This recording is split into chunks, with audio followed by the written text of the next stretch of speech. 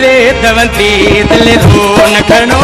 तुझे अचनी न था तपो जो कि वीडियो में ॻाल्हि कंदासीं सिंध जो हिकु बहितरीनु फ़नकार जेको सूफ़ी फ़नकार आहे ऐं उन जे बारे में ॻाल्हि कंदासीं साईं सदरुद्दीन राशिदीअ जे बारे में जेको हिकु बहितरीनु सिंध जो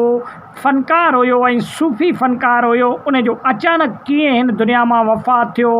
ऐं अचानक कीअं हिन दुनिया मां उन लाॾाणो कयो, कहिड़ी बीमारीअ जे सबबु इस्पताल वञी दाख़िल थियो ऐं उन खां अलावा सिंध वासियुनि खां छाजे लाइ उहो ख़फ़ा रहंदो हुयो ऐं उन पंहिंजे कलाम ऐं इंटरव्यू जे ज़रिए बि हिकिड़ी ॻाल्हि ॿुधाई। उहा ॻाल्हि बि तव्हां सां शेयर कंदासीं। दोस्तों नौजवान आर्टिस्ट हुयो सिंध जो ऐं नौजवान फ़नकार हुयो जेको सिर्फ़ु सूफ़ी कलाम ॻाईंदो हुयो ऐं तमामु बहितरीनु सिंध वासियुनि जे लाइ हिकु कलाम ॻाए करे उन्हनि जे दिलनि ते राज कंदड़ जेको फ़नकार हुयो, जंहिंखे अचानक नौजवानीअ में बीमारी अची वरितो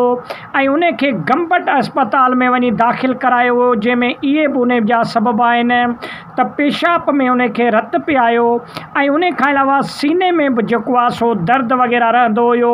ऐं उते जॾहिं एक्सरो ऐं उते जॾहिं डॉक्टरनि मुआइनो कयो त उन खे तमामु घणियूं बीमारियूं हुयूं ऐं उन खां अलावा साईं सैयद जेको तक़रीबन 7 ॾींहं ICU में रहियो ऐं उन खां पोइ वरी 4-5 ॾींहं जेको आहे सो हूअं आम जेको आहे सो वार्ड में रहियो। लेकिन अचानक उन जी हीअं बीमारी जेको आहे सो अची वई ऐं अचानक ईअं वठिजी वियो जंहिं कंहिं ख़बर ई न पई ऐं सिंध वासियुनि खां अचानक विछोड़ो इख़्तियार करे वियो। दोस्तों सिंध जा नंढा ऐं तबिका माण्हू जेके बि हुया उहे जेको आहे सो तमामु घणो हिन आर्टिस्ट सां ऐं हिन फ़नकार सां प्यार कंदा हुया ऐं हिन फ़नकार जो आवाज़ तमामु बहितरीनु हुयो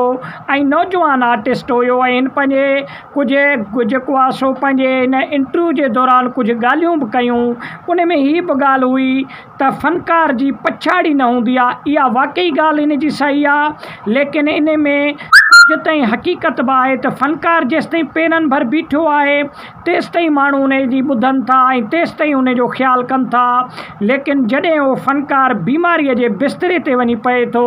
त पोइ केर बि उन जे वेझे वञण जे लाइ तयारु न आहे। त दोस्तों इन सैयद जे बारे में नेक्स्ट बि बहितरीनु वीडियो तव्हांजे लाइ खणी ईंदासीं। वीडियो खे तव्हां सुठो लॻे लाइक ऐं शेयर कयो, चैनल खे सब्सक्राइब करे सुठो कमेंट ॾेई पंहिंजे राय जो इज़हार लाज़मी ॾींदा। दोस्तों नेक्स्ट वीडियो तव्हांजे लाइ खणी ईंदासीं जंहिंमें हिन जे जनाज़े जे बारे में तव्हांखे ॿुधाईंदासीं ऐं उन खां अलावा हिन जी क़ब्रस्तान किथे आहे उन जे बारे में तव्हांखे हिन नेक्स्ट वीडियो में ॿुधाईंदासीं। त वॾी महिरबानी।